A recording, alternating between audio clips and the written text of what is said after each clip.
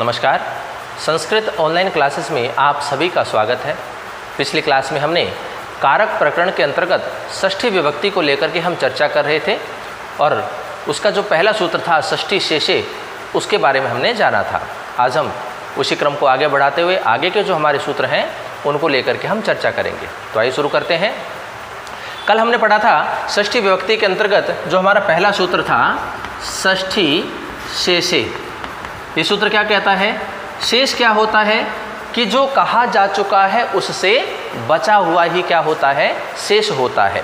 फिर कहते हैं कि जहाँ हमें स्वयं स्वामी का संबंध दिखाना हो, स्थापित करना हो, तो उस संबंध के लिए हम क्या करते हैं? षष्ठी विभक्ति का प्रयोग करते हैं। जब किसी पर किसी का स्वामित्व दिखाया जाता है तो उस स्वामित्व वाचक शब्द में हम क्या करते हैं? षष्ठी विभक्ति का प्रयोग करते हैं। ठीक है ना। और जिस पर स्वामित्व दिखाया जाता है वो क्या होता है? स्व होता है। तो जहाँ पर स्व और स्वामी का संबंध दिखाना हो वहाँ हम षष्ठी विभक्ति का प्रयोग करते हैं। उदाहरण हमने लिया था राज्ञः पुरुषः। राज्ञः पुरुष है, राजा का पुरुष, राजा का पुरुष। तो यहाँ पर इस पुरुष पर इस राजा का स्वामित्व दिखाया गया है। पुरुष किसका है? राजा का है। तो यहाँ स्व कौन हुआ? स्व हो गया पुरुष और स्वामी कौन हो गया? राजा। तो इन दोनों के मध्य संबंध को दर्शाने के लिए हम षष्ठी विभक्ति का प्रयोग करेंगे। षष्ठी किस में करेंगे? इस स्वयं में करेंगे कि स्वामी में करेंगे? तो हम किस में करेंगे? स्वामी वाचक जो शब्द होता है उसमें करते हैं, क्योंकि जिसका स्वामित्व दिखाया जाता है उसमें हम षष्ठी विभक्ति का प्रयोग करते हैं। तो यहाँ पर स्वामित्व राजा का दिखाया गया है तो राजा हमारे लिए यहाँ स्वामी है। तो राजा जो शब्द है राजन, मूल शब्द है राजन, तो इसमें हम षष्ठी विभक्ति का प्रयोग करेंगे तो क्या बनता है? राज्ञः। इस प्रकार से षष्ठी विभक्ति का प्रयोग हमने यहाँ किया है। राज्ञः पुरुष है। तो ये सूत्र था हमारा षष्ठी शेषे। अगले सूत्र के ऊपर हम आते हैं अब षष्ठी हेतु प्रयोगे। अगला जो सूत्र आता है वो है हमारा षष्ठी हेतु प्रयोगे। षष्ठी हेतु प्रयोगे कहता है कि वाक्य में हेतु शब्द का प्रयोग हो, हेतु प्रयोगे, हेतु शब्द का प्रयोग हो और हेतु का अर्थ भी क्या होता है? कारण होता है। और कहे कि हमें साथ में कारणता भी दिखानी हो, बतानी हो, तो हम वहाँ हेतु शब्द में और कारणवाची शब्द दोनों में क्या करते हैं? षष्ठी विभक्ति का प्रयोग करते हैं। ये सूत्र कहता है कि वाक्य में हमें हेतु शब्द भी दिखाई दे और हमें कारणता भी प्रकट करनी हो, दिखानी हो, बतानी हो, तो उस हेतु शब्द में और उस कारणवाची शब्द में, उन दोनों शब्दों में हम क्या करेंगे? षष्ठी विभक्ति का प्रयोग करते हैं। दोनों में हम षष्ठी विभक्ति का प्रयोग करेंगे। तो देखिए उदाहरण से समझते हैं। अन्नस्य हेतोर्वस्ति। अन्नस्य हेतोर्वस्ति, अन्न के कारण निवास करता है या बसता है। अन्नस्य हेतोर्वस्ति, अन्न के लिए या अन्न के कारण यहाँ निवास करता है। तो देखिए यहाँ हमें हेतु शब्द दिखाई दे रहा है और कारणवाची शब्द क्या है? यहाँ पे अन्न है। किसी भी कर्ता का निवास करने का कारण क्या है? उसका अन्न है। तो यहाँ कारणवाची शब्द हमें दिखाई दे रहा है और साथ ही साथ में हमें हेतु शब्द भी यहाँ दिखाई दे रहा है। तो हमारा ये जो सूत्र है हे षष्ठी हेतु प्रयोगे, ये क्या करता है कि कारणवाची शब्द और हेतु शब्द उन दोनों में क्या कर देगा? षष्ठी विभक्ति कर देगा। तो यहाँ कारणवाची शब्द अन्न है तो उसमें षष्ठी विभक्ति करेंगे तो क्या बन गया? अन्नस्य बन गया। और हेतु शब्द है इसमें हम षष्ठी विभक्ति कर रहे हैं तो क्या बन रहा है? देखिए हेतु हो, तो यहाँ भी षष्ठी विभक्ति का प्रयोग हुआ है। तो ये सूत्र कहता है षष्ठी हेतु प्रयोगे कि हेतु शब्द का प्रयोग होने पर और कारणता भी दिखाने पर उस कारणवाची शब्द में और हेतु शब्द में, उन दोनों में हम क्या करते हैं? षष्ठी विभक्ति का प्रयोग करते हैं। ठीक है ना। एक सूत्र हमने पढ़ा था हेतु, जो कहाँ पढ़ा था हमने? तृतीय विभक्ति के अंतर्गत पढ़ा था, तो उसमें तो केवल ये था कि कारणवाची शब्द यदि हमें दिखाना हो तो वहाँ हम तृतीया का प्रयोग करेंगे। और यहाँ अंतर क्या आता है कि हेतु शब्द का प्रयोग भी हमें वाक्य में मिलेगा और कारणता भी अगर हमें दिखाई देती है तो उन दोनों में हम क्या करते हैं, षष्ठी विभक्ति का प्रयोग करते हैं। तो ये सूत्र था हमारा षष्ठी हेतु प्रयोगे। अगला सूत्र देखिए, षष्ठी विभक्ति के अंतर्गत ही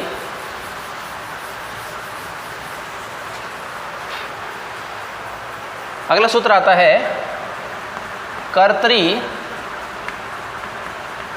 कर्मणो कृति। कर्तरी कर्मणो कृति, कर्तरी कर्मणो कृति। अब देखिए सूत्र क्या कहता है, यहाँ जो कृति है इसका अर्थ होता है कृदंत प्रत्यय। कौन सा प्रत्यय है, कृदंत प्रत्यय। और कृदंत प्रत्यय कैसे होते हैं, जो धातु या क्रिया के साथ में जुड़ते हैं वो सारे प्रत्यय क्या कहलाएंगे, कृदंत कहलाते हैं। ठीक है, तो यहाँ कृति का तात्पर्य है कृदंत प्रत्यय। तो कहते हैं कि कृदंत प्रत्यय का प्रयोग होने पर जो कर्ता होता है या फिर जो कर्म होता है उनमें हम क्या करेंगे, षष्ठी विभक्ति का प्रयोग करेंगे। कि कृदंत प्रत्यय के प्रयोग में कर्ता एवं कर्म में षष्ठी विभक्ति का प्रयोग होता है। तो सबसे पहले हम कर्ता का उदाहरण लेते हैं। तो देखिए कर्ता का उदाहरण के लिए कृष्णस्य कृति, कृष्णस्य कृति, कृष्ण की रचना। इसका अर्थ क्या हुआ, कृष्ण की रचना। कृति का मतलब रचना है कि कृष्ण की रचना। तो यहाँ देखिए ये जो कृति शब्द है ये कैसे बना है, तो ये कैसे बना, कृ धातु में तीन प्रत्यय। किसी शब्द के अंत में इस प्रकार से ती दिखाई दे और साथ में विसर्ग हो तो निश्चित रूप से वहाँ कौन सा प्रत्यय होता है, तीन प्रत्यय होता है। कौन सा प्रत्यय होता है, तीन प्रत्यय होता है, जिसमें शेष क्या रहता है, ती शेष रहता है। ठीक है ना, क्योंकि कै की और नय की संज्ञा होकर के उसका लोप हो जाता है, तो यहाँ ती शेष रहता है। तो इससे यहाँ स्पष्ट हो जाता है कि यहाँ कौन सा प्रत्यय है, तीन प्रत्यय है। और तीन प्रत्यय जो होता है वो कैसा होता है, कृदंत होता है। कृदंत कैसे हुआ, क्योंकि किसके साथ जुड़ा हुआ है, कृ धातु के साथ में। और कृदंत प्रत्यय कौन से होते हैं, जो धातु के साथ जुड़े। तो यहाँ कृति जो शब्द है, इस शब्द में कृदंत प्रत्यय का प्रयोग हुआ है, तीन प्रत्यय का प्रयोग हुआ है, तो इसलिए कृदंत का तो योग हो गया।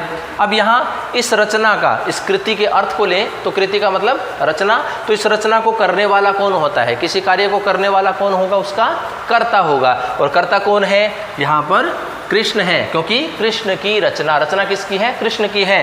तो यहाँ कर्तावाचक जो शब्द है वो क्या है, कृष्ण है। इसलिए कर्तरी कर्मणो कृति, इस सूत्र की सहायता से हम क्या करेंगे, इस कर्ता में षष्ठी विभक्ति का प्रयोग करेंगे। और षष्ठी विभक्ति का प्रयोग करेंगे तो क्या शब्द बनेगा, कृष्ण से।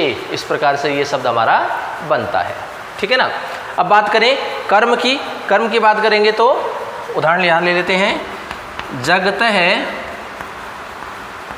कर्ता कृष्ण है।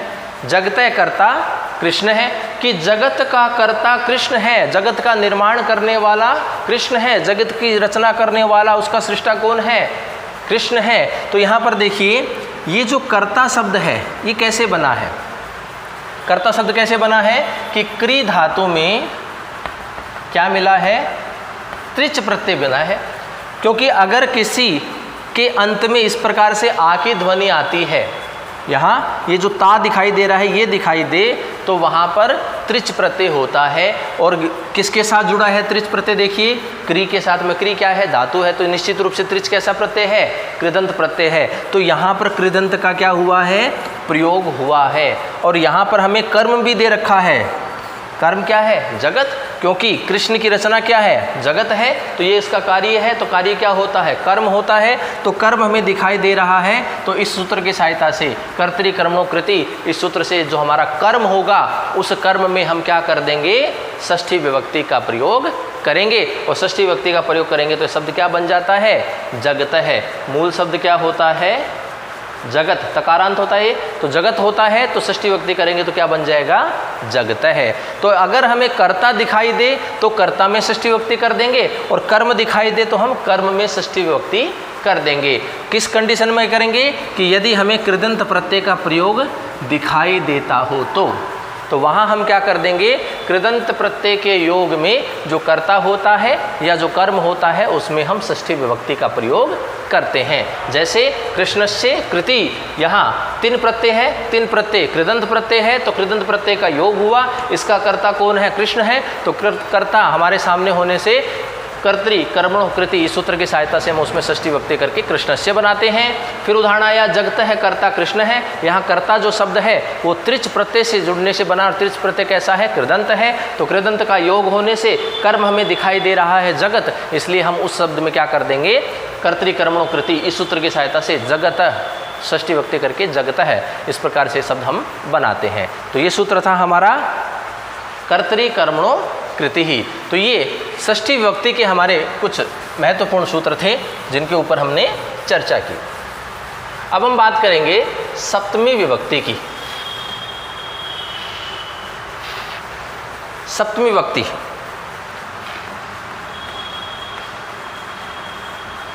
अब देखिए सप्तमी विभक्ति कहाँ होती है, सप्तमी विभक्ति कहाँ होगी, आधार में होती है, ठीक है ना, जिसकी कौन सी संज्ञा होगी, अधिकरण संज्ञा।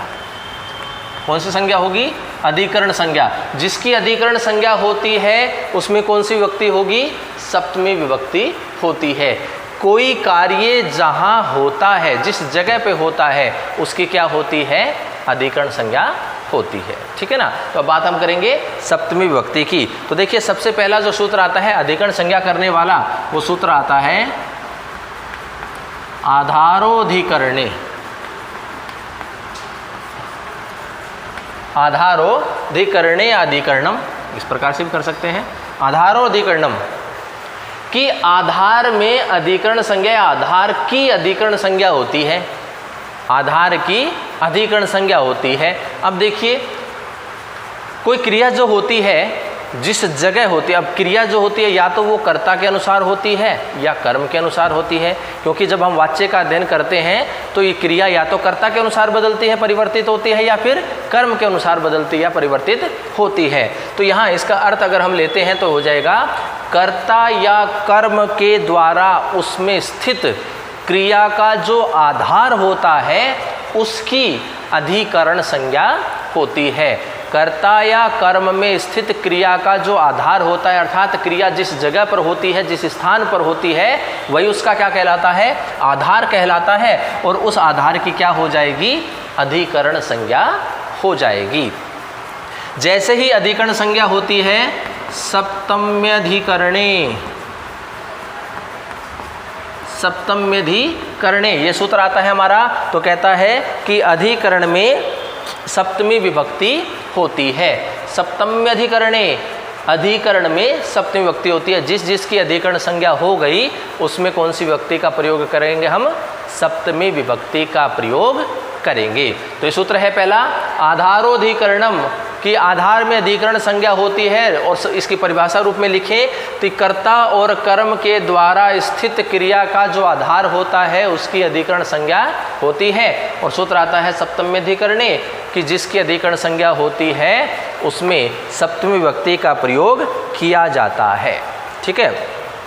अब देखिए एक शब्द आया है हमारे पास आधार, आधार शब्द आया है। तो यह जो आधार होता है ये कितने प्रकार का होता है, इसको लेकर के हम चर्चा करते हैं कि आधार जो होता है वो 3 प्रकार का होता है। कितने प्रकार का होता है, 3 प्रकार का। आधार कितने प्रकार का, 3 प्रकार का। सबसे पहले क्या होगा, औपश्लेषिक,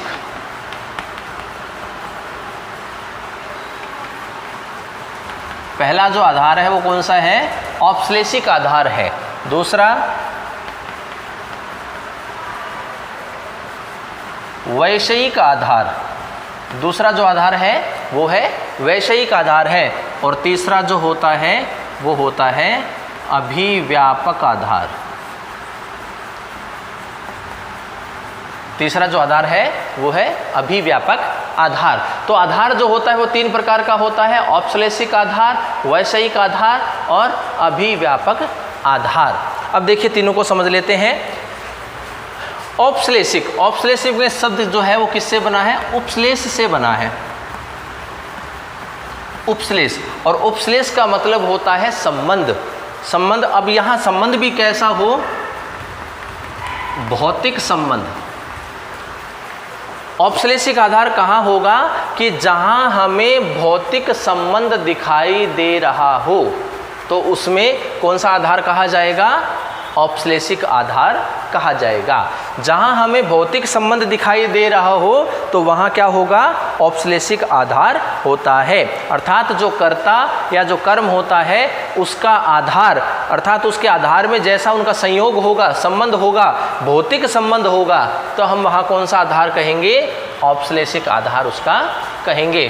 फिर है वैषयिक। वैषयिक से तात्पर्य हो जाएगा हमारा बौद्धिक संयोग या बौद्धिक संबंध। जहाँ हमें बौद्धिक संबंध दिखाई दे तो वहाँ आधार कैसा कहा जाएगा, वैषयिक आधार कहा जाएगा।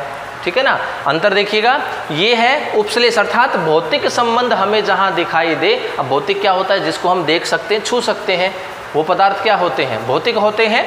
तो जहाँ हमें भौतिक संबंध दिखाई देता है वह आधार कैसा होता है, औपश्लेषिक आधार होता है।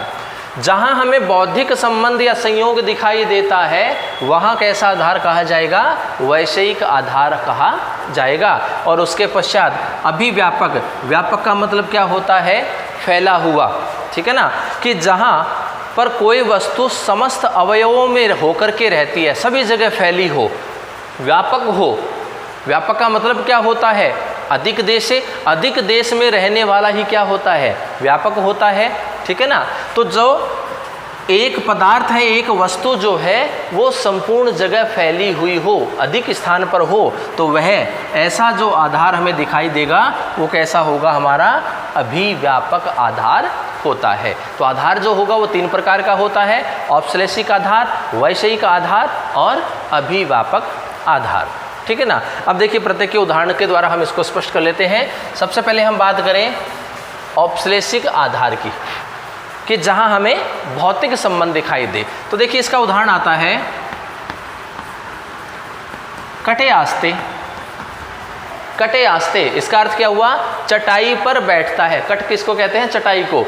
तो कटे आस्ते चटाई पर बैठता है। अब देखिए स्थिति है, कोई चटाई है, उसके ऊपर कोई व्यक्ति बैठा हुआ है। ठीक है ना, ये स्थिति है उसकी। कोई व्यक्ति है वो उस पर बैठा है। तो देखिए व्यक्ति जो है उसको हम देख सकते हैं, छू सकते हैं। ये जो चटाई है उसको भी हम देख सकते हैं, छू सकते हैं। तो दोनों ही पदार्थ कैसे हैं, भौतिक हैं। ठीक है ना। अब देखिए इनका जो ये संयोग हो रहा है, ये जो संयोग है, इनका जो संबंध हो रहा है, ये कैसा संबंध होगा, कैसा आधार होगा। ये जो इस व्यक्ति का ये जो चटाई है, ये आधार कैसा है, कैसा है, औपश्लेषिक आधार है। औपश्लेषिक आधार होगा तो आधार क्या बना है इस व्यक्ति का, किस पर बैठा है, चटाई पर बैठा है। और हमारा सूत्र क्या कहता है कि आधार की अधिकरण संज्ञा होगी और अधिकरण में सप्तमी होगी। तो यहाँ आधार कौन है, ये चटाई है। तो चटाई में हम क्या करेंगे, अधिकरण संज्ञा करेंगे। किससे करेंगे, आधारोधिकरणे, है ना। आधारोधिकरणम, इस सूत्र की सहायता से हम उसमें अधिकरण संज्ञा करेंगे और सप्तम में अधिकरणम करने से क्या कर देंगे, उसमें सप्तमी विभक्ति करेंगे। तो देखिए चटाई पर बैठता है, तो कोई करता है, कोई व्यक्ति है, वो किस पर बैठता है, चटाई पर बैठता है। तो चटाई क्या बना, उसका आधार बना। तो आधार में क्या करते हैं, सप्तमी करते हैं। इसलिए कट शब्द था हमारा, उसमें हमने क्या कर दिया, सप्तमी विभक्ति करके कटे। इस प्रकार से शब्द हमने बनाया है, कटे आस्ते। और उदाहरण देखिए इसी का, स्थाल्याम पचती। स्थाल्याम पचती, देगची में पकाता है, देगची में पकाता है। अब देखिए कोई तंडुल आदि है, कोई तंडुल है, वो कहाँ पकाता है, देगची में पकाता है। तो मान लीजिए कोई देगची है, ठीक है ना, तो उसमें क्या है, ये चावल भरे पड़े हैं, तंदूर है इसके अंदर। अब देखिए इन चावलों का आधार क्या है, इन चावलों का आधार क्या है, ये देगची है। ये जो देगची है वो क्या है, इसका आधार है, इसी में रखे हुए हैं। तो यहाँ देखिए आधार में क्या करना है, अधिकरण संज्ञा करना है, और अधिकरण संज्ञा जिसकी होती है उसमें क्या करना है, सप्तमी विभक्ति। तो देखिए ये जो देगची है इसको क्या कहा गया है, स्थाली, स्थाली कहा गया है। तो इस शब्द में हम क्या करेंगे, सप्तमी विभक्ति करेंगे, क्योंकि ये क्या है, आधार है। आधार होने से इसमें सप्तमी विभक्ति करेंगे तो क्या शब्द बनेगा हमारा, स्थाल्याम। इस प्रकार से शब्द हमारा बनता है। तो देखिए दोनों में ही भौतिक संबंध है। जो हमारे तंडुल है उसको भी हम देख सकते हैं, छू सकते हैं, और ये जो देगची है, स्थाली है, उसको भी हम देख सकते हैं, छू सकते हैं। तो ये स्थिति किस प्रकार की है, यहाँ भौतिक संबंध है, अर्थात यहाँ औपश्लेषिक आधार है। यहाँ पर चटाई जो है उसमें आधार कैसा है, औपश्लेषिक है। यहाँ जो स्थाली है इसमें आधार कैसा है, औपश्लेषिक है। क्यों है, क्योंकि भौतिक संबंध हमें यहाँ इनका दिखाई दे रहा है।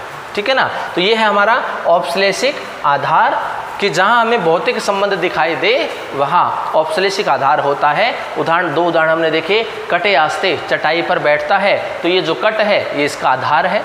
स्थाल्याम पचती, थाली में पकाता है, देगची में पकाता है, तो देगची चावलों का क्या हुआ, आधार हुआ। तो इसलिए इन दोनों शब्दों में हमने सप्तमी विभक्ति का प्रयोग किया है। ठीक है। तो ये था हमारा औपश्लेषिक आधार, पहला आधार। दूसरे आधार की बात करें, वैषयिक आधार। वैषयिक आधार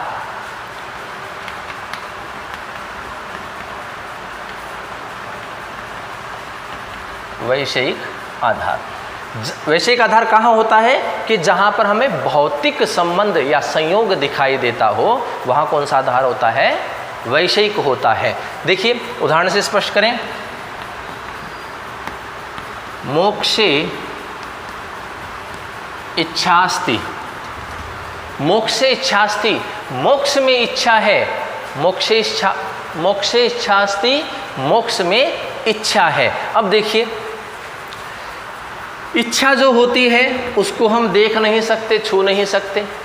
मोक्ष जो होता है उसको भी हम देख नहीं सकते, छू नहीं सकते, केवल महसूस, उसका स्मरण कर सकते हैं। तो यहाँ जो संबंध है मोक्ष और इच्छा का, वो कैसा संबंध है, कैसा संयोग है, यहाँ पर वैषयिक संबंध या संयोग है, अर्थात बौद्धिक संबंध है। आधार कैसा कहा जाएगा, अब इच्छा किसमें है, मोक्ष में है, तो मोक्ष क्या हुआ, यहाँ पर आधार बना। लेकिन यह जो आधार है वो किस प्रकार का है, ये वैषयिक आधार है। क्यों, क्योंकि ये बौद्धिक संयोग दिखाई दे रहा है हमें यहाँ पर, क्योंकि न तो इच्छा को देख छू सकते हैं और न ही मोक्ष को देख और छू सकते हैं। इसलिए जहाँ बौद्धिक संबंध दिखाई दे तो वहाँ वैषयिक आधार होता है। तो यहाँ इच्छा का आधार क्या है, मोक्ष है। तो मोक्ष शब्द में हमने देखिए क्या किया है, मोक्षे, सप्तमी विभक्ति का प्रयोग हमने यहाँ पर किया है।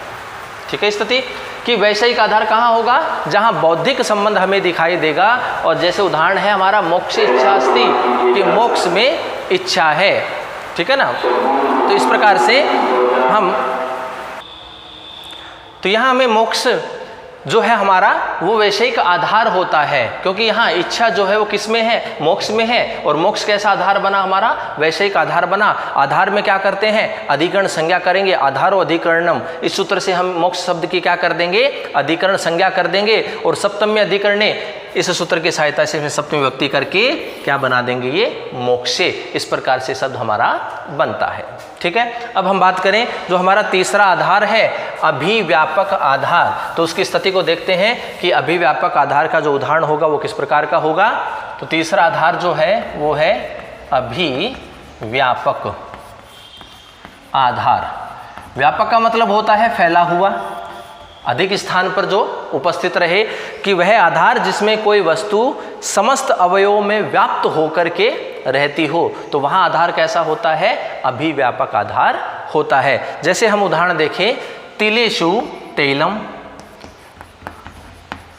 तिलेषु तैलम, तिलेषु तैलम, कि जो तेल है वो कहाँ है, तिलों में है। तिलों में क्या है, तेल है। अब देखिए कोई तिल है, इसकी स्थिति है, तो इसका मतलब ये तो नहीं कि जो तेल होगा वो किसी एक स्थान पर होगा, कि इस जगह होगा, किस जगह होगा, किस जगह होगा या इस जगह होगा। ऐसी स्थिति नहीं होती है। कि जो तेल की स्थिति होती है उस तिल में क्या होती है, सभी जगह ही होती है।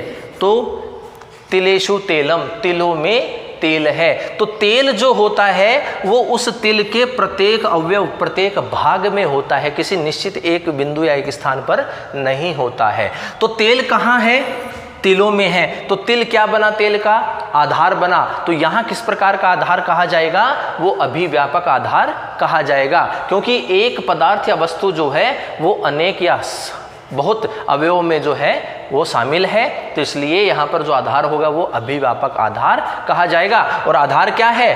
तिल है। तो तिल के आधार और अधिकरणम इस सूत्र की सहायता से पहले अधिकरण संज्ञा हो जाती है और सप्तम में अधिकरणे इस सूत्र की सहायता से तिलेषु, क्योंकि बहुवचन का अर्थ है तिलों में, तिलों का अर्थ बहुवचन का है, तो यहाँ पर हम करेंगे तिलेषु। तो यहाँ स्थिति बन जाती है तिलेषु तैलम।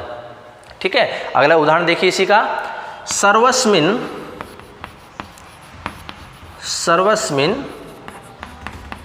आत्मास्ति, सर्वस्मिन आत्मास्ति कि आत्मा जो है वो सब में है। आत्मा किस में है? सर्वस्मिन, सब में है। तो यहाँ देखिए सब किस, आत्मा एक है लेकिन वो कहाँ है? सब में, सभी जगह, सब प्राणी में है, सब जीव में होती है, इसलिए अनेक स्थान पर है। तो यहाँ जो आधार है वो कैसा होगा? अभिव्यापक आधार होगा। और यहाँ आधार कौन बना? आत्मा किस में है? सब में। तो सब जो है, सर्व शब्द जो होता है वो हमारा क्या बना? आधार बना।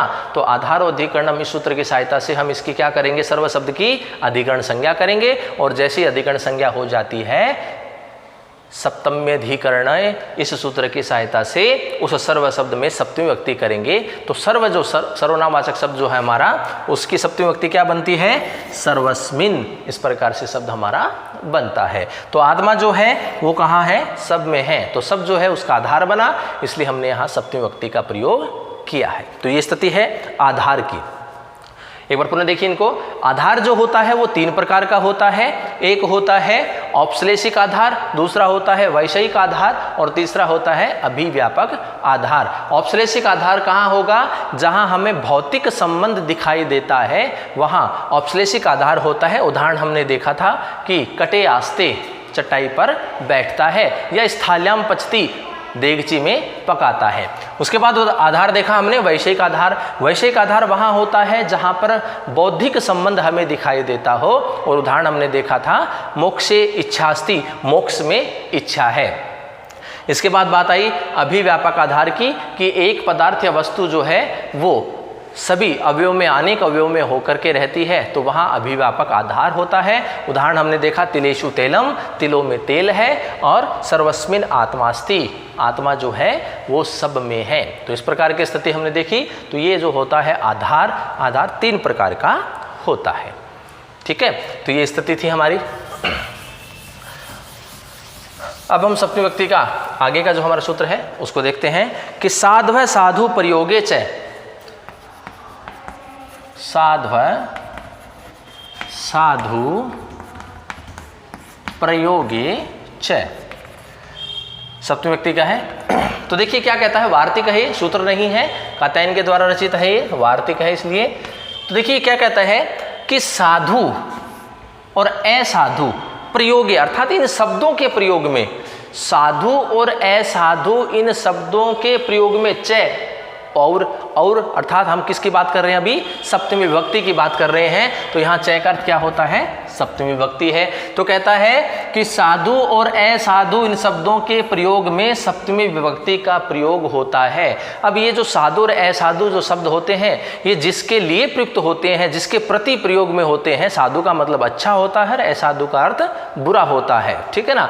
तो ये जिनके प्रति होते हैं उनमें हम क्या करेंगे? सप्तमी विभक्ति का प्रयोग करेंगे। ऐसा नहीं कि साधु शब्द में और असाधु शब्द में सप्तमी करेंगे, ऐसा नहीं है। ये शब्द जिनके प्रति प्रयोग में लाए गए हैं उनमें हम सप्तमी विभक्ति का प्रयोग करेंगे। तो साधु और असाधु इन शब्दों के प्रयोग में सप्तमी विभक्ति का प्रयोग होता है। उदाहरण देखिए, साधु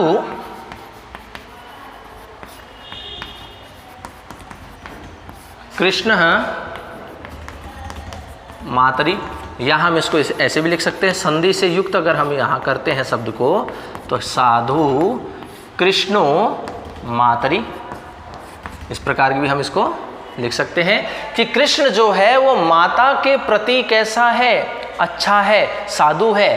कृष्ण माता के प्रति कैसा है? अच्छा है। तो यहाँ साधु शब्द का प्रयोग हुआ है। अब ये साधु शब्द जो है वो किसके प्रति है, किसके लिए प्रयुक्त हुआ है, किसके लिए अच्छा है? माता के लिए, माता के प्रति अच्छा है। तो यहाँ जिसके लिए, जिसके प्रति प्रयोग में होता है साधु शब्द, उसमें हम क्या करते हैं? सप्तमी करते हैं। तो यहाँ देखिए जो मातृ हमारा शब्द है,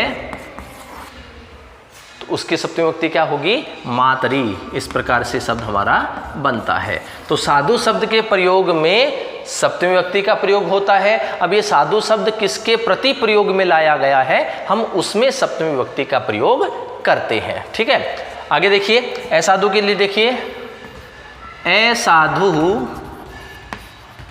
मातुले, असाधु मातुले कि मामा के प्रति कैसा है? बुरा है। मामा के प्रति बुरा है। तो यहाँ असाधु शब्द का प्रयोग हुआ है। ये बुरा किसके प्रति है? मामा के प्रति है। तो मामा जो शब्द है हमारा, उसमें हम सप्तमी विभक्ति का प्रयोग करेंगे तो क्या बन जाएगा? मातुले। इस प्रकार से शब्द हमारा बनता है। तो ये सूत्र क्या कहता है? साध्व साधु प्रयोगे च, कि साधु और असाधु इन शब्दों के प्रयोग में सप्तमी विभक्ति होती है। लेकिन सप्तमी किस में होती है? ये जो शब्द है साधु और असाधु, जिनके प्रति प्रयोग में लाए जाएंगे उनमें हम सप्तमी विभक्ति का प्रयोग करते हैं। जैसे हमने उदाहरण देखा, साधु कृष्ण मातृ या साधु कृष्णो मातृ, कि कृष्ण जो है वो माता के प्रति कैसा है? साधु है, अर्थात अच्छा है। तो यहाँ साधु शब्द का प्रयोग किसके प्रति का प्रयोग हुआ है?